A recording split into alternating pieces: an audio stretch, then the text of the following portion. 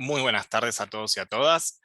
Desde TESEBA y la Fundación Jaime Roca, instituciones afiliadas a la UBA desde 1994, le damos la bienvenida al ciclo de webinar 2022. En esta oportunidad, el tema que nos convoca es la secreción hemática por pezón, cómo realizar la evaluación multimétodo. Para hablar de ello, contamos con la presencia de la doctora Agustina Hacha, médica especialista en diagnóstico por imágenes y jefa del servicio de imágenes mamarias en TESEBA. Bueno, buenas tardes a todos. No sé si me escuchan bien. Disculpen el inconveniente que tuvimos en la conexión con el código de acceso. Gracias a Dios ahora con esta tecnología rápida lo pudimos solucionar rápidamente. Así que espero que estén todos conectados y algunos, bueno, ya terminando de ingresar. Gracias por acompañarme. Este tema que elegí para el webinar me parece muy interesante porque es un tema que últimamente estamos recibiendo más cantidad de pedidos para evaluar la secreción hemática por pezón de manera un poco más correcta en la forma multimétodo. Y siempre digo que cuando lo realizamos correctamente, además de acortar muchas veces los tiempos, el más beneficiado es el paciente y, por supuesto, el médico derivante que obtiene la información correcta y nosotros como radiólogos, donde también sentimos que hacemos un diagnóstico más eficiente. Bueno, voy a pasar a compartir la pantalla una vez que yo termine la exposición. Tienen un minuto, por favor. Después va a venir, me pueden hacer las preguntas, la doctora Julia Colombo va a estar manejando el chat. Así que eso lo podemos charlar después. Bien, vamos a comenzar a compartir la pantalla. Antes de mostrarles toda la presentación, me gustaría aclararles, darme 5 minutos para una pequeña introducción. Todas las imágenes que ustedes van a ver son todas imágenes realizadas en TESEBA, salvo algunos casitos, algunas imágenes que nos fueron derivadas de otros lugares y que las puse porque también es interesante a veces ver la diferencia. Van a ver estudios hechos con mamografías digitales directas, ecógrafos que están seteados con un software dedicado para mama, y resonancias magnéticas con estudios abreviados. O sea, nosotros hacemos resonancias magnéticas abreviadas hace 4 años aproximadamente, solo realizamos resonancias magnéticas abreviadas de 9 minutos. Esto lo hicimos, fue un trabajo un poco que hicimos con el equipo de TESEBA, con los médicos que informamos resonancias, yo no soy la única, está la doctora Colombo que me acompaña en el chat, la doctora Benesperi, la doctora Cravero y la doctora Bárbara Miller, que de los médicos del servicio de imágenes mamarias somos los encargados de informar resonancia.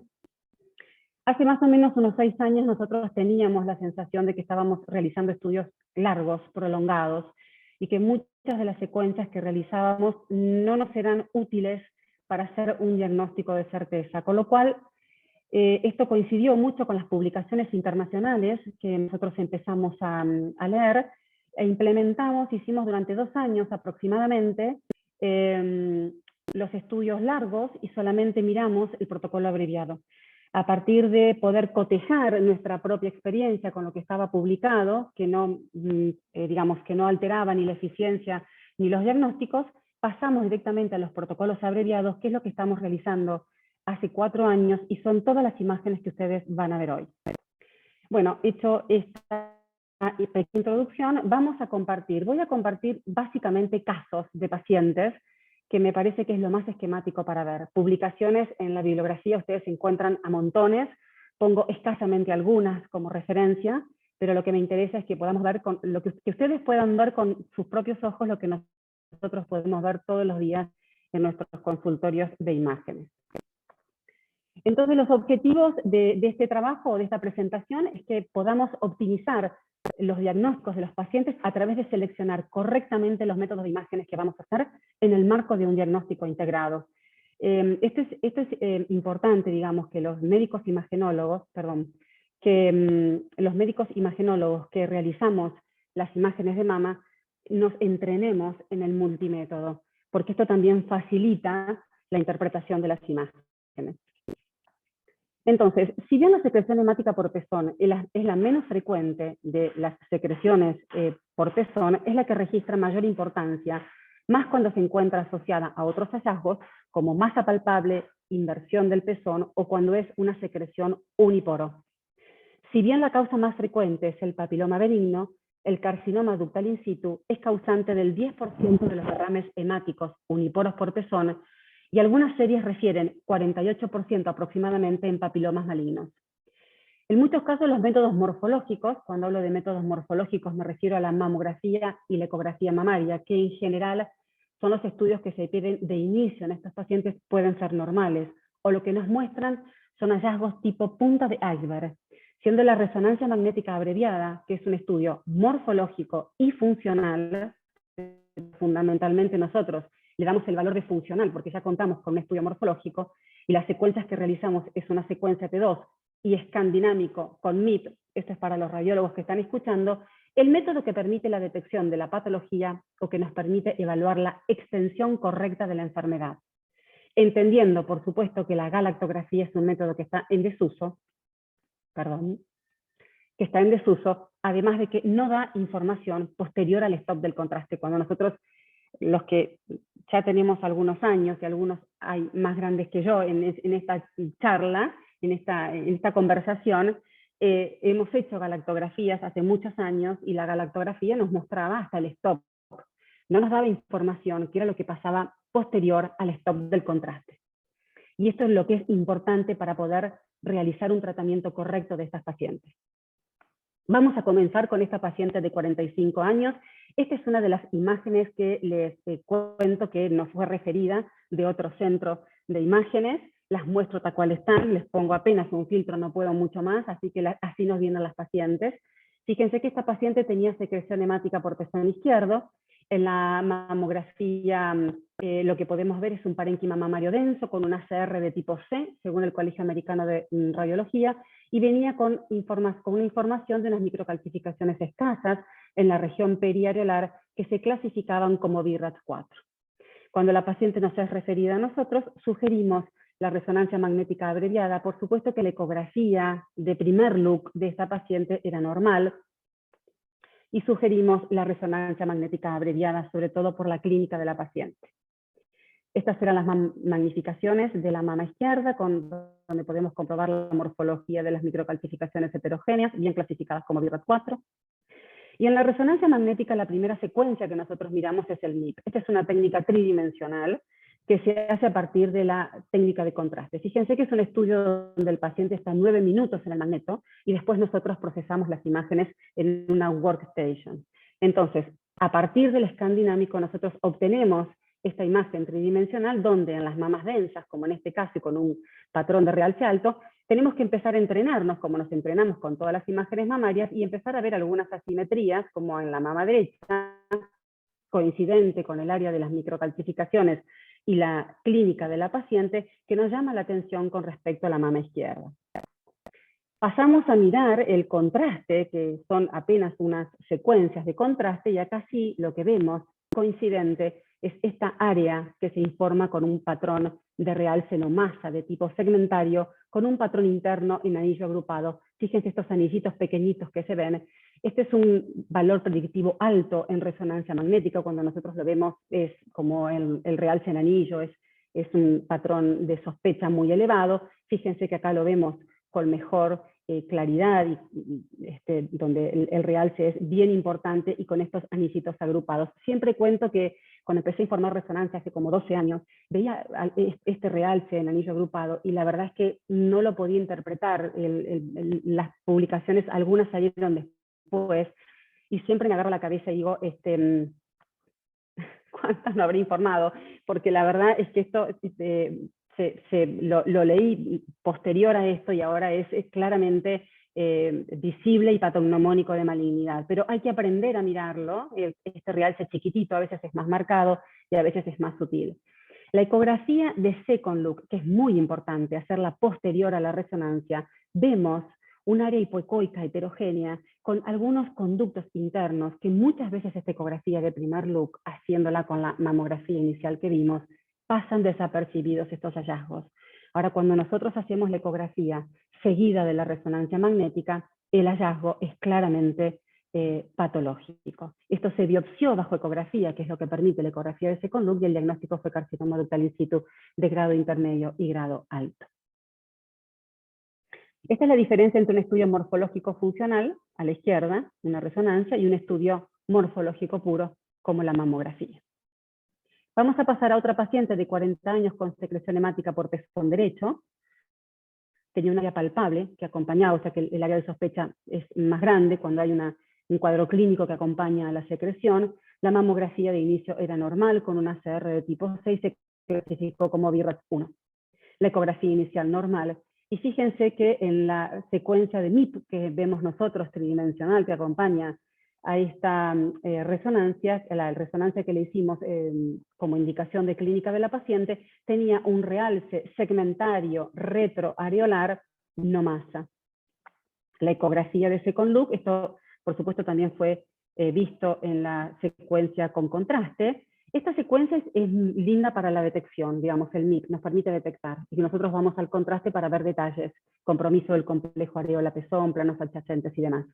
La ecografía de Second Look vio un patrón de realce en anillo agrupado, un patrón ductal acentuado, perdón, que era esto, coincidente con el hallazgo de resonancia magnética, y la biopsia por ecografía confirmó el diagnóstico de carcinoma ductal in situ con focos de microinvasión. También vemos que la mama derecha no tiene absolutamente nada. Bien, esta es la diferencia entre un estudio morfológico funcional de la izquierda, que se categoriza como BRAF 4, y un estudio morfológico a la derecha, que se categoriza como BRAF 1.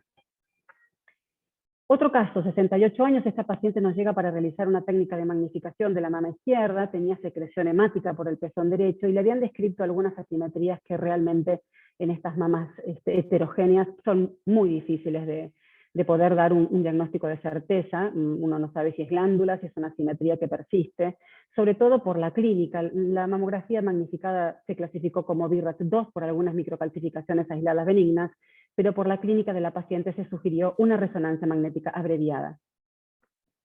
En estas resonancias magnéticas, con mamas densas y patrón de realce aumentado, a veces en el MIP es difícil, cuando el realce es sutil, es difícil poder tener un hallazgo. Para eso pasamos a las técnicas dinámicas que hacemos nosotros, y fíjense que volvemos a ver de una manera mucho más sutil, pero existe, este patrón no masa con realce interno en anillo agrupado y que compromete el complejo areola-pezón con una extensión que abarca casi toda la mama, pero que deja libre el plano posterior.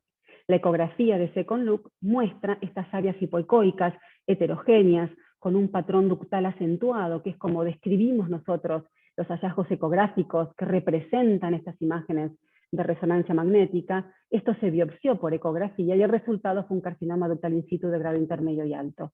Esta imagen ecográfica del primer look es muy difícil de poder percibir y de poder diagnosticar. Vamos a otro caso, paciente de 36 años, con secreción hemática por pezón derecho. Había un área palpable periareolar derecha que acompañaba la clínica de la paciente. Fíjense que esta es una paciente joven. El parénquima de esta mama es una ACR de tipo C, sin ningún hallazgo de importancia más que unas microcalcificaciones aisladas. Se sugiere resonancia magnética a esta paciente, sobre todo por la clínica, y miren del lado derecho, coincidente con la clínica, esta área de captación no masa segmentaria triangular que comprometía casi toda la mama, tenía un diámetro máximo de 8 centímetros. Lo que ven del lado derecho es una típica imagen de un fibroadenoma benigno, un nódulo sólido lobulado con tabiques hipointensos, no tenía ninguna importancia. La ecografía de Second Look muestra este patrón ductal acentuado, que esta imagen ecográfica es muy difícil de darle un valor patológico sin esta resonancia magnética, porque realmente puede pasar desapercibido y uno lo puede interpretar como normal, salvo que uno vea este conducto alejado del pezón. Eso ya debería llamarnos la atención, pero claramente con esta imagen esto es patológico y sin esta imagen esto vamos a tener más dudas. Esperen un minuto, perdón que esto se me está pasando. Se biopsió por ecografía y el diagnóstico fue carcinoma ductal in situ de alto grado. Miren la diferencia entre un estudio morfológico funcional a la izquierda y un estudio morfológico puro a la derecha. Esta paciente la sigo controlando, es una paciente mía, se hizo una mastectomía derecha y ahora viene para controles, y con la técnica de MIP, simplemente con esta imagen, yo sé que esta paciente no tiene nada, más allá de que tiene una mastectomía derecha, el nódulo de la izquierda, que es benigno, no lo detecto, porque la resonancia detecta en general, nos permite detectar lesiones sospechosas, o sea que cuando no lo veo no tiene importancia, y claramente le digo que este estudio es un BI-RADS2. Paciente de 65 años con secreción hemática por pezón derecho. Esta es una mama densa, una CR de tipo C, no hay ningún hallazgo de importancia, alguna calcificación aislada. Esta paciente se clasificó como un BI-RADS1. Se sugiere resonancia magnética abreviada por clínica de la paciente, ecografía de primer look negativa. Miren la resonancia magnética, que vemos un nódulo en el plano medio con todo un patrón ductal que acompañaba ese nódulo, es la diapositiva de la izquierda. No sé si ustedes están viendo, me parece que no están viendo voy a hacer el puntero láser acá. El nódulo con un patrón ductal que acompaña al nódulo en la diapositiva superior. Este es un patrón real senomasa de tipo lineal, ya más ductal, no tan segmentario, con un nódulo en el medio. La ecografía de segundo look, porque la de primero había sido normal, podemos ver un nódulo isoecoico, claramente puede pasar desapercibido en una ecografía inicial, con estos conductos que acompañaban, podemos replicar esta imagen, y acá estos conductitos con un patrón ductal acentuado que permitió la biopsia ecográfica, confirmando el diagnóstico de carcinoma ductal in situ de grado intermedio y alto y una enfermedad de Paget.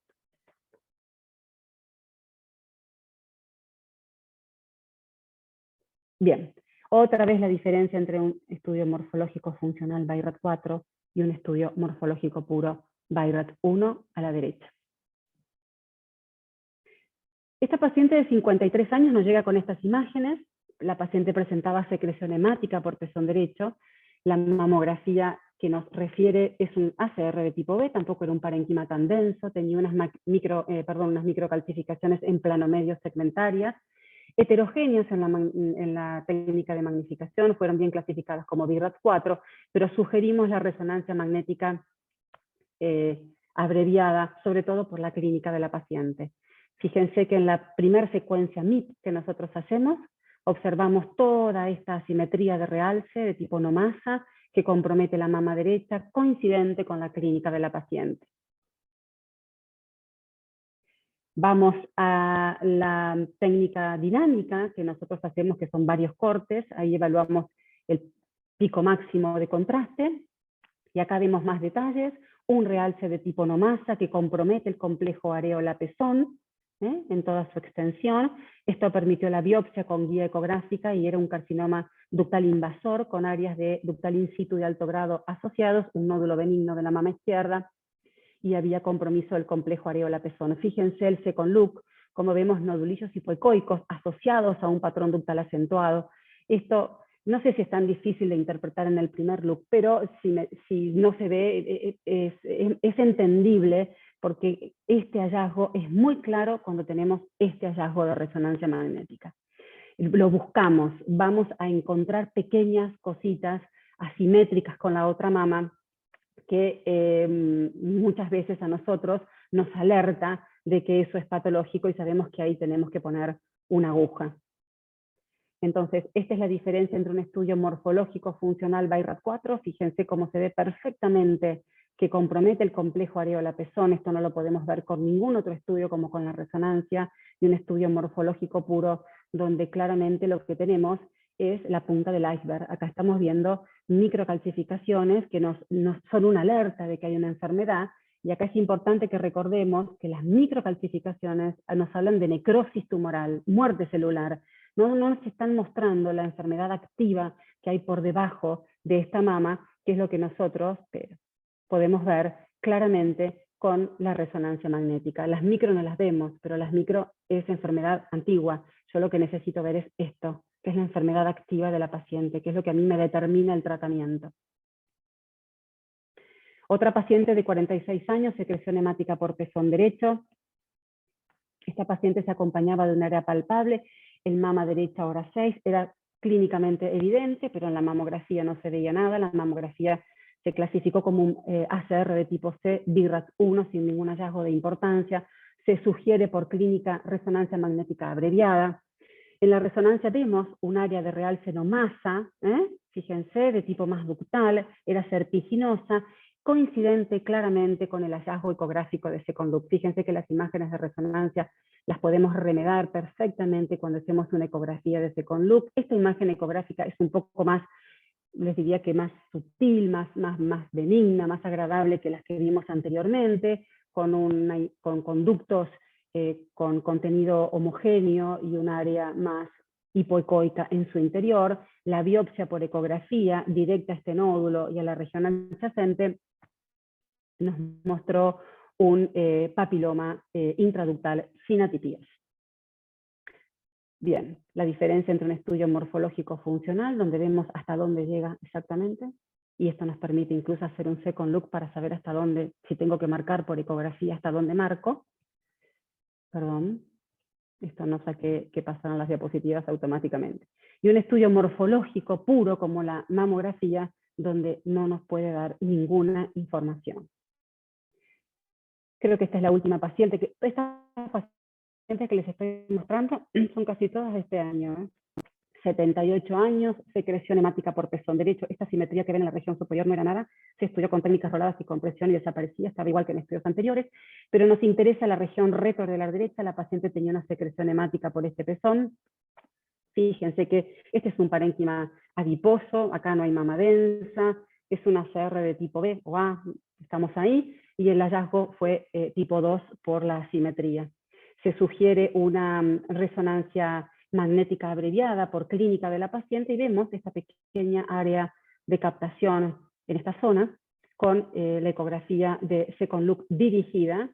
Fíjense las secuencias dinámicas con contraste, cómo nos muestran este patrón ductal, bien retroareolar, y la ecografía dirigida de esta zona, la ecografía de primer look, había sido normal. Muchas de las ecografías normales de primer look están hechas todas por radiólogos entrenados. O sea, esto no depende del entrenamiento del radiólogo, depende de la capacidad que tenemos para darle valor patológico a una imagen en el contexto del diagnóstico integrado. Entonces, esta imagen la podemos remedar en una ecografía de Second Look, fíjense, con este conducto serpiginoso, igual que acá, y estas imágenes ductales serpiginosas, y la biopsia por ecografía de esta paciente. No tengo el resultado todavía porque la hice la semana pasada, estamos a la espera de esto, pero lo que me interesa que vean es la detección, ¿no? Otra vez, estudio morfológico a la izquierda, estudio morfológico funcional y estudio morfológico a la derecha. Entonces, ¿cuál es la conclusión? Digamos, esto está publicado, pero la conclusión a la que yo arribo, después de ver estas pacientes y de recibir en muchas veces órdenes, y por ahí es el pedido para el trabajo en equipo, ¿no? La resonancia magnética demuestra un excelente rendimiento para demostrar lesiones que requieren escisión, de eso no hay duda. El hallazgo más comúnmente encontrado en estas pacientes en la resonancia es el realce de tipo no masa, secreción hemática por pezón. En general, vamos a buscar un realce de tipo no masa. Y por ecografía de Second Look, el patrón ductal acentuado. Eso es lo que tenemos que buscar. Pequeños conductos que a veces inicialmente pasan desapercibidos y en este contexto son patológicos. La combinación de distribución segmentaria con patrón interno en anillo agrupado muestra el valor predictivo más alto para malignidad. Si la resonancia magnética es negativa, el seguimiento es una alternativa segura para estos pacientes, dado que la resonancia magnética tiene un valor predictivo negativo del 98%. ¿Esto qué significa? Sabemos que la resonancia tiene un valor predictivo muy alto, entonces si la resonancia es negativa, puedo elegir controlar a esta paciente. Entonces, debido a las publicaciones y a nuestra experiencia, sugerimos sistematizar el estudio de la secreción hemática por pezón. El primer estudio que tenemos que pedir es la resonancia. Si pedimos resonancia y ecografía, la ecografía se tiene que hacer luego de la resonancia magnética. Y si la paciente durante ese año ya hizo su mamografía de screening, no es necesario repetirla. Si no hizo la mamografía de screening, hacemos primero la resonancia y luego la mamo y la eco como estudios de Second Look. Lo que tenemos que hacer es invertir el orden de los estudios.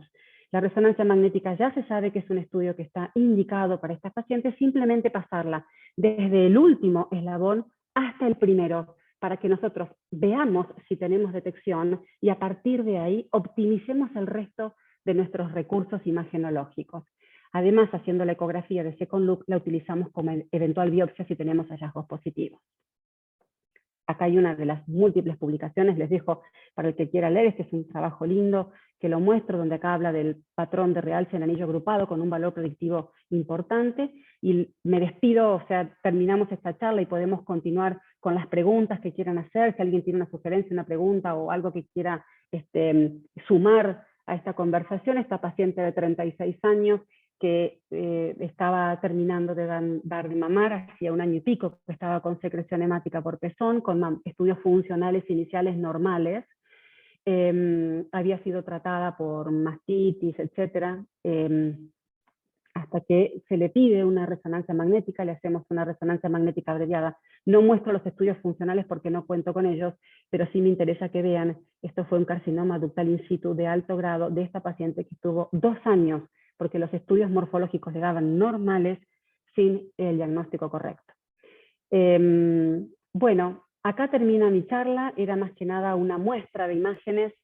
Me interesaría la opinión de ustedes, si alguien tiene algo para acotar, si alguien quiere preguntar algo, estamos a disposición. No sé si lo quieren escribir por chat, si lo quieren directamente, yo voy a dejar de compartir.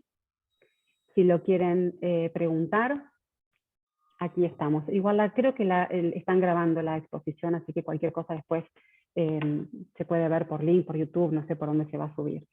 Veo que algunos pudieron ingresar un poco más tarde. Juli Colombo, no sé si tenés alguna pregunta en el chat. Hola, buenas tardes. ¿Te puedo hacer una pregunta? ¿Quién habla? Hola. Martín. Hola, Jorge, ¿cómo estás? Bien, te felicito. Si me vas a pelear, no me preguntes. ¿Eh? Si me vas a pelear, no me preguntes. No, ahí no. Ahí te buenito. No, te quería preguntar. Contame. Yo sabía que me ibas a decir eso. Cuando hacen la biopsia por vía ecográfica, ¿hacen core o hacen aspiración por vacío? No, yo hago core. Hago core y saco, y voy dirigida. O sea, lo interesante de esto es que como vos tenés la resonancia y tenés la ecografía, ponés la aguja en el lugar que querés. La aguja la pongo donde voy, al lugar donde yo quiero sacar, y saco entre 6 y 10 muestras, de acuerdo a la lesión. Si la lesión es extensa, a veces tomo hasta 10 muestras. ¿Por qué? Porque me permite tomar muestras de distintos lugares. Si la lesión es más pequeña, saco más en la zona. Pero en general tengo coincidencia. O sea, si yo tengo un área de realce no masa con un patrón interno en anillo agrupado, no me puede venir un resultado benigno. Si me viene un resultado benigno es una discordancia radiológica anatomopatológica. Tengo que mandarlo a operar. Cuando, ¿puedo preguntar, seguir algo? Sí, Cuando se habla de papiloma, no te digo de papiloma, se habla de que la subestimación es casi 3-4 veces mayor que cuando se hace la biopsia por mamotón o por aspiración. Y entonces, en ese caso, puede evitarse la cirugía a cielo abierto si se llega a extirpar todo y hay una correlación anátomo-radiológica completa, ¿no es cierto? Así que, bueno. Mira, yo te diría que acá, en este caso, que también está publicado, ¿no? Que si vos tenés un papiloma que en la resonancia capta, y capta bastante, y viene un papiloma, y tal vez a ese papiloma hay que operarlo. Ahora, cuando la resonancia es negativa y tenés un papiloma, lo podés controlar perfectamente. O sea, es que es una lesión de bajo grado, no pasa nada. El valor predictivo negativo de la resonancia del 100% también te permite poder hacer ese manejo. Te da tranquilidad. Claro que aclaro, y esto me gusta aclararlo sobre todo para los radiólogos que están escuchando, que la resonancia, aunque sea abreviada, tiene que estar hecha con un protocolo muy estricto. O sea, y acá va el entrenamiento del técnico que está en la consola, del médico que dirige el estudio. Como utilizamos 2 secuencias nada más, esas 2 secuencias no pueden tener error. La técnica de scan dinámico tiene que ser hecha con un campo bien homogéneo, sin movimiento, que eso se evita mucho con los estudios cortos. Si hacemos un estudio de 40 minutos, los estudios salían movidos siempre, y con estos estudios abreviados prácticamente ninguna paciente se mueve, no requerimos más de anestesia, el estudio es cortísimo, las pacientes lo toleran sin problema, y lo otro es la inyección con bomba, porque necesitamos, entiendo que muchos me van a decir, y yo también, yo soy de la época donde inyecté no existía la bomba, inyecté manual. Se puede inyectar manual, pero nosotros hemos hecho nuestra propia experiencia también, y no es lo mismo la inyección manual que la inyección con bomba a un caudal de 3 mililitros por segundo, ni más ni menos. Menos no voy a tener una curva óptima y no voy a tener estas imágenes para detección. Más voy a tener artefacto. Entonces tengo que setear la bomba a 3 mililitros por segundo. Buenas noches, Agustina. Esa voz la conozco, Luciano El Casab. doctor Luciano Casab. Estaba ahí, Hola, hola, ¿cómo estás? educadamente con la mano levantada. ¿Cómo estás? ¿Cómo estás? Todo muy bien. Te Bien, quería bien, hacer una gracias. pregunta. Decime. Vos dijiste que ante un derrame sanguinolento por el pezón, si tengo una resonancia, ¿me escuchás? Sí, se escucha. Porque se me fue la pantalla. Si tengo una resonancia nuclear magnética negativa, podría quedarme tranquilo. A ver qué pasa. Supongamos que se trata de un papiloma atípico. Hoy en las lesiones de bajo grado, papiloma sin atipía, podría quedarme tranquilo y hasta algunos hablan de controlar y no de biopsiar. Pero si estoy en presencia de un papiloma atípico, que seguramente la resonancia no me lo va a captar, porque la atipía sola no me la va a captar, ¿me sigo quedando tranquilo ante derrame sanguinolento por pezón con resonancia negativa? Mira, yo te diría que si vos tenés un papiloma con atipia y resonancia magnética negativa, controlala con resonancia. Una vez por año, una vez cada 6 meses le haces otro control. Si se modifica, la operás. Y de última, en ese caso puntual, operás a la paciente. Yo lo que te digo es que, no sé, esa es una decisión más quirúrgica. Yo lo que veo es que desde el punto de vista imagenológico... Claro, lo que yo digo es que se me van a escapar los papilomas atípicos en la resonancia, por eso no le puedo confiar tanto. Sí, no he visto muchos papilomas atípicos, pero en general te digo que cuando yo veo una lesión que capta es para operar, y cuando la resonancia es como esas resonancias que yo les muestro que es negativa total, la paciente no tiene nada importante que comprometa por lo menos su vida, ni su pronóstico, ni su nada. Podemos controlarla y esa es una decisión de ustedes y de la paciente. Mire, usted tiene esto, el estudio este tiene un valor predictivo negativo del 100%, se opera igual, se controla. ¿Te parece que ahí entramos a jugar ya con esta información en la que, bueno, también es una decisión, ¿no? Pero lo que está demostrado es esto, que el valor predictivo negativo de la resonancia nos permite efectuar controles en estas pacientes. Controles, ¿no? Okay. No olvidarnos si es un papiloma típico, la controlamos. Ok. Sí. ¿Puedo, Agustina? Sí, claro. Bueno, no, como lo que decía Luciano recién, nosotros, viste, con un derrame sanguinolento y que pueda tener algún grado ligero de sospecha citológica, y con todas las imágenes negativas y que no tiene nada clínico, no tiene ningún nódulo detrás del derrame ni nada, en general pensaríamos que eso es quirúrgico, es decir, derrame sanguinolento sin imágenes ni clínica es quirúrgico.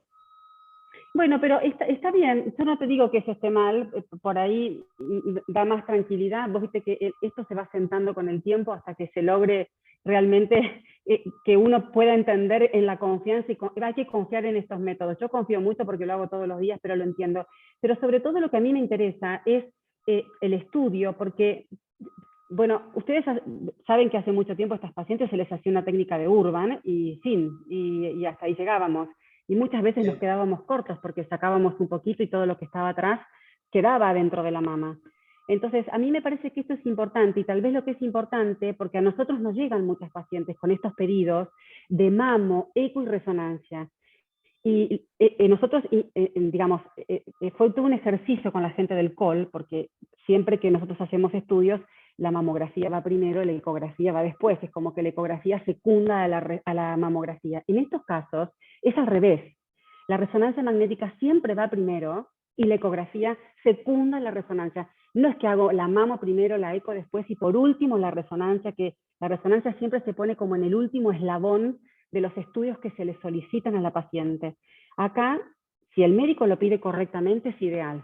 Y si a los centros de imágenes nos llega la paciente con el pedido de resonancia y ecografía, primero le hacemos la reso y en el mismo día con diferencia horaria o al día siguiente para que el médico radiólogo que va a hacer esa ecografía pueda ver la resonancia, la hace con una diferencia. Entonces la información va a ser mucho más rica para el mastólogo y la que más se va a beneficiar sin duda es la paciente. Porque no es lo mismo que a ustedes le digan que tiene un área de captación que mide 3 centímetros, a que tiene un área de captación de 1 centímetro, a que el complejo areola-pezón está comprometido. En general, en estas pacientes, yo veo compromiso del complejo areola-pezón. Siempre. Con resonancia. Fíjense que los casos que le mostré, casi todos tienen compromiso del complejo areola-pezón, que es algo que no lo podemos ver con otros métodos de imágenes, ni siquiera con la ecografía, ni siquiera con las ecografías que nosotros tenemos muy buena ecografía, podemos hacer esa diferencia, porque lo que nos falta es la funcionalidad. Entonces ahí nos quedamos cortos. Doctora, en el chat nos preguntan cómo se pide la resonancia magnética abreviada, si se hace Resonancia en magnética todos con los contraste, centros. porque nosotros no hacemos otra. Resonancia magnética con contraste. Nosotros hacemos solo abreviada y eventualmente, si usted la quiere pedir en otro centro, no sé quién preguntó, bueno, no sé si en el centro donde la pide harán abreviada, pero aclarar abreviada. ¿Y con qué sistemas se adquieren las imágenes? Preguntan. Eso lo pregunta el doctor Gubert, Marcelo, mi amigo. Pero no sé, Marce, con qué sistema. Lo hacemos con un resonante Achiva, con un sistema, con una bobina de 7 canales y utilizamos una bomba de infusión. Y el estudio es muy corto. O sea que es una secuencia con dinámica, donde hacemos técnicas de sustracción, la secuencia dinámica y la técnica de sustracción la hace automáticamente el equipo, y después los médicos procesamos todo en la workstation, o sea que el trabajo de consola es poquito. Lo que sí cabe aclarar para que sepan es que una cosa es el tiempo que el paciente está en el magneto, que son 8 o 9 minutos, 9 minutos, ¿sí? Pero el tiempo que le damos al paciente es un poquito más, son 20 minutos en general, porque al paciente hay que canalizarlo, ponerle una vía, bueno, que el paciente tiene que estar tranquilo, es un estudio que en general no da para pasarlo rápido porque las pacientes llegan ansiosas, es un estudio donde la paciente, de los estudios de mama, donde la paciente está más ansiosa, entonces hay que darle un tiempo de calma y que sienta que, bueno, que es y cuanto más breve, cuanto menos tiempo está en el magneto, para la paciente es mejor. Muchas gracias. El doctor Rodríguez Lucero tiene una pregunta. Javier, ¿qué tal, Agustina? ¿Cómo estás? ¿Bien Muy vos? bien, muy buena la charla. No, quería hacer un comentario con una postura un poco intermedia entre los comentarios de cirugía sí o cirugía no. Creo que por ahí hay que evaluar un poco puntualmente el factor de riesgo particular de cada paciente, el realce de fondo que tenga esa mama en particular, que obviamente el valor predictivo negativo va a estar un poco condicionado por ese realce de fondo y la complejidad. Yo creo que si la biopsia da atipía en un papiloma, creo que por más que no tenga realce, yo creo que me inclinaría quizás un poco Sí. a lo quirúrgico, pero por otro lado, el doctor Martín creo que era, pero perdón, pero se me mezclaron los nombres, ¿no? Proponía que si había telorrea y resonancia negativa, él sugería igual lo quirúrgico. Pero mi pregunta es, ¿qué operan? No hay imagen, no hay nada palpable, o sea, ¿esa cirugía realmente excluye más patología que una resonancia negativa? O sea, me parece que es una cirugía que también no le da a la paciente una tranquilidad completa, porque están haciendo una resección retroareolar más o menos extensa, una urban, pero ¿hasta dónde? ¿Qué tanto? Me parece que en esa situación puntual, yo creo que quizás sea más prudente y más cosmético, por decirlo de alguna manera, un control estricto con resonancia y no una cirugía a ciegas que tampoco me asegura la exéresis de una potencial lesión que haya pasado desapercibida a la resonancia, ¿no? Me parece, o sea, me parece que no sabría cuál es el objetivo o los márgenes o el propósito de una cirugía sin lesión ni imagenológica ni palpable, ¿no? Es mi duda. Agustina, ¿puedo? Sí, claro. Lo que pasa que en las lesiones estas, la paciente, ¿cómo la tranquilizás teniendo una citología con sangre y algunas atipías, y no le haces nada. No tiene imágenes, no tiene nada. Además, el derrame generalmente en esta patología es un derrame uniporo y no necesitas hacerle una resección de Urban, de que le sacás media mama con todo el complejo por detrás de la areola. Le haces una resección solo del conducto, guiada, la famosa... O de los conductos galactóforos terminales.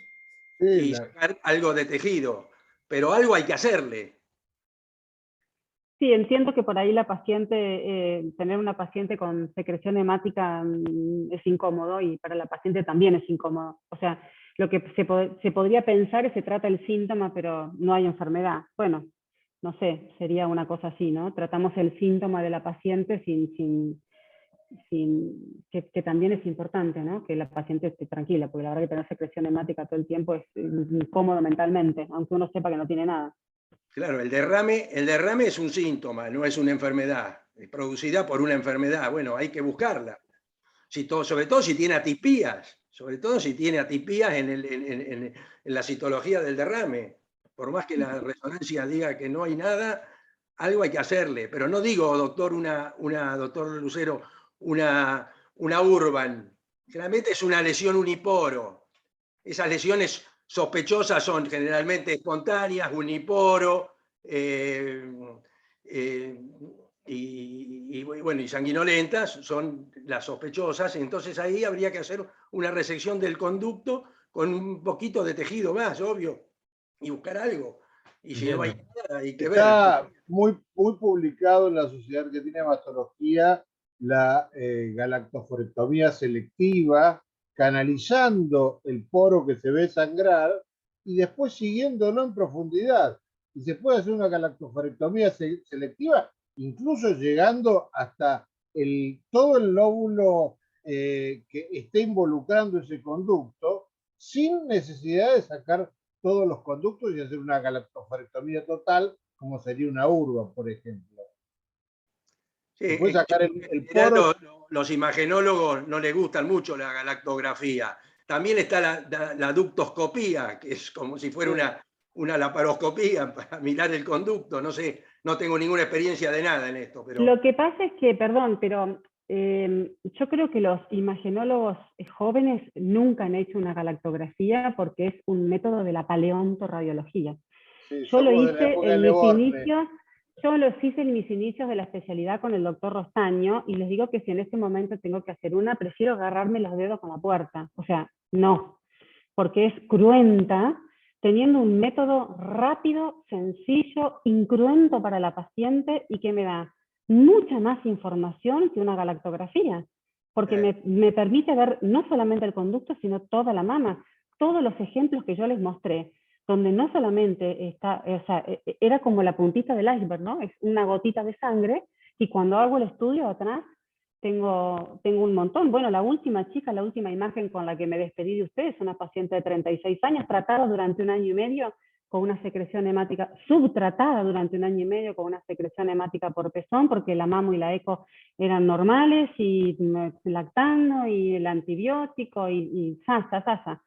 O sea, yo entiendo la secreción hemática molesta y que hay que tratarlo con me parece esa es una decisión quirúrgica, y ahí no me meto.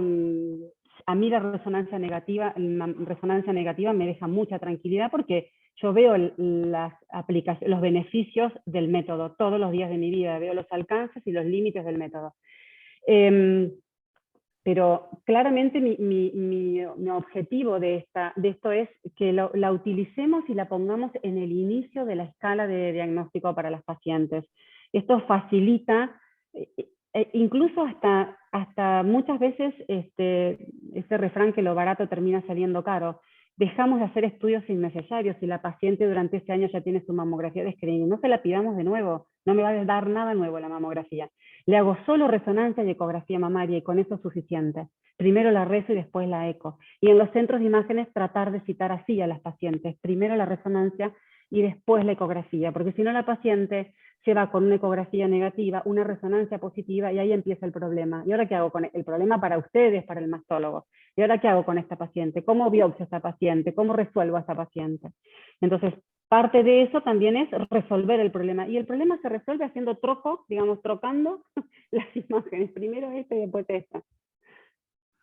Agustina, vos pusiste, yo estoy de acuerdo, vos pusiste que ahí en una de las diapos que decía que la galactografía es un método en desuso, Jorge, ya no se hace más. No lo usan más los no. mamarios, generalmente ninguno. No sé, Javier, ¿vos en tu centro haces galactografía? No, hace también creo que 10 años o más que no hago ninguna. Claro. Es que no, la resonancia la reemplazó. Entonces, no, la verdad es que no tiene sentido, porque la resonancia me da información hasta el stop y después del stop también. Entonces, la verdad que en ese caso no. Y parte de utilizar los estudios abreviados y cortos, bueno, es también mejorar la eficiencia, ¿no? Hacer estudios diagnósticos más fáciles, más rápidos y mucho más tolerables para la paciente. Piensen que un estudio de 9 minutos es rápido. Hay que estar 9 minutos en el resonante, pero igual no es lo mismo que los 45 minutos que se usaban antes. Ni ahí. Yo hacía muchas resonancias con sedación y con anestesia, ya no se hacen más. No es necesario. Entonces, bueno, a ver, Juli, ¿alguna otra? Acá sí, nos preguntan, ¿cuántos tiempos de contraste se hacen en la resonancia abreviada? Nosotros hacemos 4 porque eso me permite poder hacer una curva cinética. Hacemos sin contraste y 4 posteriores. Y un T2, nada más. Con eso, y utilizamos el T1 sustraído de la primera secuencia del dinámico como T1. Nunca tuve que recitar a una paciente para hacer un T1 sin sustracción porque tenía problemas con un diagnóstico. Los ganglios linfáticos intramamarios los vemos sin problema. No, nunca con estas secuencias no hemos tenido. Claro que trabajo con un equipo médico muy formado, con mucha experiencia, y eso es una ventaja enorme. Entonces, esto requiere dedicación, tiempo y experiencia, como todo. Y hacer su propia experiencia, pero yo aliento a esto, porque es la manera de que todos hablemos el mismo idioma y todos hagamos lo mismo. Cuanto más corto, más fácil es entrenarse. Tengo menos cosas para ver. Después otra pregunta es si se está utilizando la microbobina. No estamos utilizando la microbobina. Sí, claramente la podríamos utilizar. Lo que pasa es que para utilizar la microbobina, yo tengo que hacer una resonancia magnética, supónganse como las que les mostré, y después tengo que esperar 4 días y citar a la paciente para hacer microbobina solo de esa región. La microbobina yo creo que es excelente, es un invento de un colega nuestro cordobés, el doctor Muñoz, Marcelo Muñoz. Él lo publicó al trabajo. Nosotros hicimos una experiencia con la microbobina, que es la bobina que se usa para partes blandas, para pequeñas articulaciones, para los dedos y demás. Se coloca sobre el pezón, tiene una señal exquisita sobre el pezón y nos permite ver la señal que está inmediatamente por detrás. La verdad que la información es increíble, pero solo voy a tener información de esa parte de la mama. Me pierdo, ya que le pongo contraste a la paciente y demás, estudiar toda la mama y estudiar la otra mama. Se podría utilizar en una paciente, por ejemplo, que no es de alto riesgo, una paciente normal, solo con secreción hemática, se podría hacer una microbobina. Estamos de rutina. El estudio que hasta acá preguntan dura 9 minutos. La doctora de la bobina. Sí. Marilu Reynoso dice, hay lugares en donde no se dispone de resonancia ni la experiencia de la abreviada. ¿Serviría una mamografía contrastada en la secreción hemática? Mira, Marilu, yo no tengo experiencia en mamografía contrastada. Creo que la mamografía contrastada va a ser muy buena, justamente para estos casos, donde la mamografía contrastada es un estudio funcional, que combina lo funcional con lo morfológico. Nosotros no tenemos experiencia en contrastada porque tenemos mucha experiencia en resonancia. Me gustaría alguna vez hacer la combinación de ambos para poder hacer como una comparación, pero yo creo que sí, digamos, todos los centros de imágenes deberían tener un estudio funcional en la mama para poder tener esta información, no solamente para la secreción hemática, sino para evaluaciones prequirúrgicas, para un montón de carcinoma ductal in situ, para todo lo que estudiamos para todo lo que utilizamos la resonancia. Entonces, claramente es un método más económico y es un método donde la curva de aprendizaje es más corta, porque capta, tiene una sensibilidad muy similar a la de la resonancia magnética y tiene una especificidad bastante parecida, un poquitito más baja tal vez, porque algunas cositas también captan menos. Bueno, no tengo experiencia, no la uso, pero sí, si no tenés disponibilidad de resonancia, utilizaría mamografía contrastada sin duda, la pondría en marcha mañana. Y con respecto a la resonancia magnética abreviada, perdón, es mucho más difícil informar un estudio de 45 minutos con 12 secuencias que informar un estudio de 9 con 2. Simplemente lo que hay que hacer es, durante un tiempo determinado, el equipo médico usa todas las secuencias y mira solo dos, solo dos, solo dos, solo dos. Y se fijan, si mirando el resto de las secuencias les modifica el informe o no. Y así después cambian y sacan. Es hacerlo. Así lo hicimos nosotros. Y hace 4 años que hacemos solo abreviadas y durante 2 años hicimos el protocolo completo y miramos la abreviada. O sea, no es complicado. Es una cuestión más organizativa del equipo de trabajo. Pero sí, hagan en los lugares, miren, esto es lo ideal. Después nos adaptamos a lo que tenemos, como todo en la Argentina. En los lugares donde no tengan resonancia, que es increíble, pero bueno, entiendo que es costoso, que no hay acceso, a veces no hay acceso más mental que económico, pero no hay acceso, pongan mamografía contrastada, es un método funcional que les va a dar una información exquisita y los va a ayudar y es más fácil, es más friendly de aprender con una curva de aprendizaje más. Nos tenemos que adaptar a las circunstancias que tenemos, pero sí me parece que teniendo una contrastada lo utilizaría como medio dinámico, sin duda. ¿Puede hacer una pregunta? Doctor Pochettino, qué gusto verlo. ¿Cómo está? Hola, Agustina. La verdad que anda? primero quiero felicitarte por tu charla, porque realmente ha sido muy provechosa y me ha encantado escucharla, y también a los colegas que han hablado. Pero me gustaría preguntarte algo, por si tienes algún tipo de experiencia. Sabemos que la telorragia, sin ninguna duda, es un síntoma que, si bien no es frecuente, es común y que normalmente se presta para muchas patologías. Ahora, hay uno de los cuadros que se da en el embarazo, que es la telorragia del embarazo. ¿Qué experiencia, si tienes alguna experiencia sobre el tema y cómo hacer? Porque lo importante es hacer el diagnóstico para después evaluar el tipo de terapéutica que vamos a implementar. Mire, Doc, la última paciente que mostré fue una paciente con telorragia del embarazo.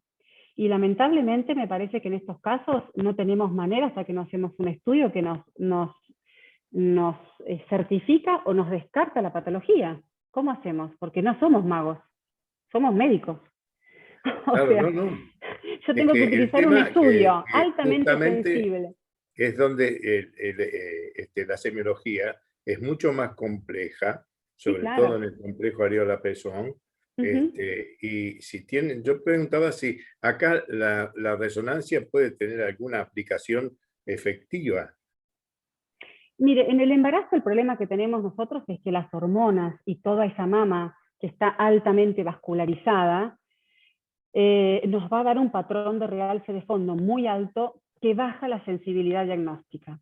De cualquier manera, cuando uno se va entrenando en el método, a veces, incluso hasta en estas circunstancias, se pueden llegar a hacer diagnósticos. No es lo mismo. Yo les mostré algunos casos con resonancia magnética con alta captación y uno tiene que aprender a verlas. Pero me parece que cuando tenemos una paciente joven, nosotros, yo no sé, a mí lo que nos pasa a nosotros nos debe estar pasando a todos, porque yo recibo las pacientes que ustedes envían o que envían colegas mastólogos de todos lados. Estamos viendo mucha patología en gente joven y yo estoy viendo más cantidad de patología en la lactancia que lo que veía antes. Seguramente se diagnostica más, se detecta más, lo que sea.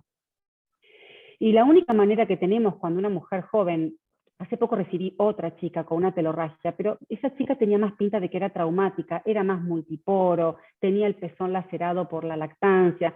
Era distinto, pero la última que mostré tenía una secreción hemática más uniporo por pezón, una mama dando de mamar. Bueno, ahí hay que evaluar costo-beneficio. ¿Qué hago? ¿Suspendo la lactancia y hago un estudio realmente que me confirme o que me descarte que esta paciente tiene algo?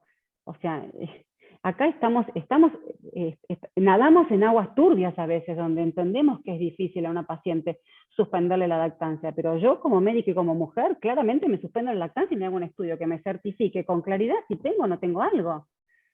Sí, sin ninguna duda, en eso estoy Sin ninguna totalmente duda. contigo. Pero el problema se plantea fundamentalmente, la telorragia de la lactancia es mucho más frecuente que durante el embarazo. La causa, yo he estudiado bastante el tema y te diré que una de las causas que se da de la telorragia del embarazo es debido a la ectasia y al aumento de la proliferación celular. Ese es el motivo fundamentalmente que produce la telorragia. Ahora, no es siempre persistente, sino que es alterna, es decir, que aparece en un periodo y después a lo mejor pasa un mes hasta que vuelve a aparecer o desaparece definitivamente. Ahora, muchas veces indudablemente esto causa, por un lado, dudas y por otro lado, el susto que se le da a la paciente, porque la paciente viene corriendo al consultorio a hacer la pregunta, me sale sangre por el pezón, ¿no es cierto? Entonces, sí, a mí acá también me gustaría decir no que es tengo importante. experiencia con la resonancia en el embarazo. El escucharte, entonces ya digo, bueno, a ver si sos parte de mi solución, ¿no? En el embarazo se trata de no hacer la resonancia.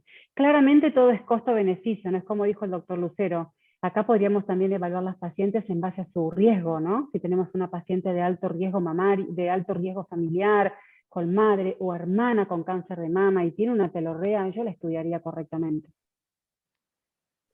¿no? Claro. Una paciente sin riesgo y por ahí con una telorragia uno puede esperar que termine la lactancia y después la estudia, que puede dar un poquito más de chance. Ahora, cuando estamos ante estas pacientes de alto riesgo y qué sé yo, no sé, es a veces como estamos en unas zonas grises medias complicadas, ¿no? Sí, sin ninguna duda, sin ninguna duda. Yo muchas veces indico la resonancia, Doc, perdón, muchas veces la indico por el valor predictivo negativo que tiene. No solamente en estos casos, porque en estos casos está indicada, pero en estos casos está indicada para encontrar patologías. Pero en muchos casos yo indico la resonancia para dar tranquilidad, porque son esas pacientes que vienen Esta con es miles de... una pregunta de ignorante. ¿Y la elastografía? ¿Qué pasaría? No. Mire, la elastografía Esto es una pregunta de ignorante, ¿eh? No. La elastografía es un método ecográfico, es un software que se le pone a la ecografía mamaria. La verdad es que no digo que no sirve, pero no lo utilizo, nosotros lo tenemos en el equipo, pero no lo utilizo en forma corriente. Nosotros en general, en lo que se utiliza de forma corriente en los consultorios de ecografía es el Doppler. El Doppler es nuestro caballito de batalla ecográfico. Se lo hacemos a todas las pacientes. El Doppler no me va a cambiar un BI-RAD 5. Yo tengo un BI-RAD 5 con un Doppler negativo, va a seguir siendo un BI-RAD 5. Ahora tengo un BI-RAD 3 con un vaso penetrante y lo voy a mirar con otros ojos. O sea, el Doppler se utiliza y siempre lo utilizamos como guía de biopsias. Antes de hacer una biopsia se hace un Doppler para ver dónde se pone la aguja, se esquiva un vaso, ¿no? Para evitar un sangrado y demás. El Doppler es nuestro caballito de batalla, que sería un software similar al de la elastografía. La elastografía, la verdad que cuando uno tiene que hacer un estudio diagnóstico medianamente rápido, no entra en esa categoría. Con una buena ecografía modo B y el Doppler color, me parece que es suficiente. Muy bien. Bueno, quiero volver a felicitarte porque has dado una charla realmente hermosa. Gracias, Doc. Gracias por su confianza. Y mi saludo a los colegas que lo estoy viendo algunos a través del Zoom. Julita, no sé si tenemos alguna otra pregunta. Acaban de hacer una, la doctora Ciocale, dice, la resonancia no tendría contraindicación en el embarazo salvo el primer trimestre. Si es de alto riesgo, podríamos hacerla igual, ¿no? Más aún si llega sin estudios previos. Bueno, acá volvemos a lo mismo. O sea, esto es costo-beneficio. Es como cuando me dicen, tengo una paciente que quedó embarazada y hoy me llamaron justamente, para controlar unas microcalcificaciones. Bueno, si la paciente es de alto riesgo y tiene microcalcificaciones para controlar, es más beneficioso hacer una placa de mamografía donde la radiación con los equipos digitales es bajísima y controlamos esas micro, que no hacerle nada durante 9 meses. O sea, si yo tengo una paciente que está embarazada y que resulta con alguna cuestión clínica o algo, un hallazgo, bueno, la verdad es que podemos estar 3 meses, eventualmente la estudiamos. A veces puede llegar a ser más perjudicial no estudiar correctamente a una paciente que hacer un estudio correcto durante el embarazo. Eso ustedes vieron que en el embarazo está todo contraindicado, casi que hasta la leche está contraindicada en el embarazo. No se puede hacer nada en el embarazo, pero por una cuestión también lógica de cuidados legales, ¿no? Pero bueno, me parece que acá sí hay que poner en la balanza costo-beneficio. Si es de alto riesgo, sí, yo se la esperaría el primer trimestre y se la haría. Con esta salvedad, ¿no? Que sabemos que es una mama muy congestionada, donde va a tener una captación muy alta, entonces nuestros ojos van a tener que estar puestos, vamos a tener que ser bien finitos en ese diagnóstico. Y el doctor Cortés se pregunta, ¿en la lactancia la resonancia tiene utilidad? Es lo mismo, el problema que tenemos en la lactancia es el mismo que tenemos en el embarazo. Con la diferencia es que muchas veces en la lactancia tenemos galactoceles, lesiones quísticas, que como nosotros utilizamos técnica de sustracción, la técnica de sustracción se suprime todo, absolutamente todo, y lo único que se ve es lo que capta patológico. Entonces, el galactocele se va a suspender, se va a suprimir, el quiste se va a suprimir, y lo que yo vea es lo patológico. Entonces, no lo voy a hacer de rutina. Si la paciente no es de alto riesgo, la esperaría o le diría, bueno, programamos la lactancia.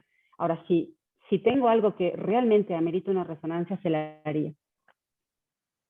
Y confírmame, Juli, creo que en la lactancia tienen que suspender la lactancia 48 horas después, es lo único. Exacto. ¿No? Se tienen que sacar leche, se hacen la resonancia, se inyecta el gadolinium y 48 horas después no pueden dar de mamar y después continúan con la lactancia.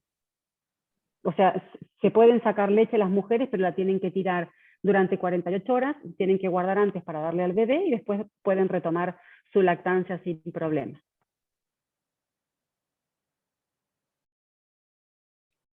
Acá Ana Pedro también escribe que se puede sacar leche y después de 24 horas.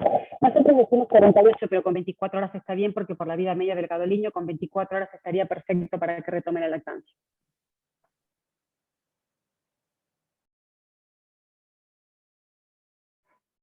Bueno. Fíjense que acá la doctora Ciocala dice que utilizan la resonancia para el diagnóstico de acretismo placentario, que es verdad, que son casos de riesgo y la paciente está embarazada y se hace. O sea, el tema que nosotros tenemos en la mama, la dificultad es cuando inyectamos el gadolinium y la mama está con mucha congestión vascular, bueno, baja la sensibilidad diagnóstica. Siempre la sensibilidad diagnóstica de todos los métodos depende del entrenamiento. Por eso digo, para entrenarse no hay otra manera que hacer. Uno puede leer 7000 papers, ir a todos los cursos. La mejor manera de entrenarnos es hacer y hacer estudios protocolizados, cortos y de buena calidad diagnóstica. Y lo bueno que tiene la resonancia es que si trabajamos en equipo, siempre la podemos consultar con otro. Nosotros en nuestro equipo de trabajo nos consultamos permanentemente las resonancias, permanentemente. Y con la facilidad que tenemos ahora de tener estos packs y que podemos verlos desde nuestra casa, yo donde sea que estoy puedo ver un estudio, puedo pedir una consulta a otro colega de mi equipo, o sea, esto es lo maravilloso que tiene también, ¿no? Ahora. Entonces yo por eso los incito a que trabajen en equipo, los médicos radiólogos practiquen el multimétodo, no sirve el que hace la mamo, el que hace la eco, el que hace la resonancia por otro lado. El médico que informa eso tiene que hacer todo junto, tiene que mirar todo junto para dar un diagnóstico solo. La resonancia en general, tengo que poner un BIRAP final que englobe toda la patología de la paciente. Y después es un método, no es como la ecografía, que lo que yo no vi no lo ve nadie.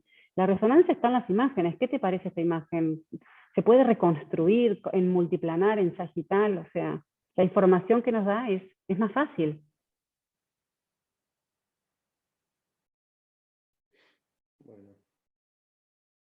Bueno, yo creo que para no hacerlo largo y que al próximo que los invite vuelvan, porque si no van a decir no, ni vamos, porque dura como 7 horas, podemos terminar acá. Gracias a todos los que acompañaron, muchas gracias. Gracias por sus preguntas, por sus sugerencias, y espero haber sido clara. Y bueno, estamos siempre se puede preguntar que cómo hacemos esto, cómo nos sugieren estudiar estas pacientes. Siempre me parece que la pregunta amerita. De cualquier manera, en el último tiempo las pacientes están llegando mucho mejor referidas que hace un tiempo largo. Llegan mejor referidas a los centros de imágenes, por lo menos a nosotros nos llegan mejor referidas. Bueno, creo que podemos cortar acá, si nadie más tiene una pregunta. No. Gracias, Agustina. Les agradezco. No, gracias a ustedes. Siempre Perfecto. muy clarita y Gracias. no te peleo más. Es un gusto igual. Felicitaciones. Es un desafío. Gracias a ustedes. Gracias. Bien. Cerrando la Gracias, presentación de buena semana. hoy, le agradecemos a la doctora Agustina Hacha por esta presentación, este webinar, y a todos y todas por presenciarlo. Muchas gracias y buenas noches.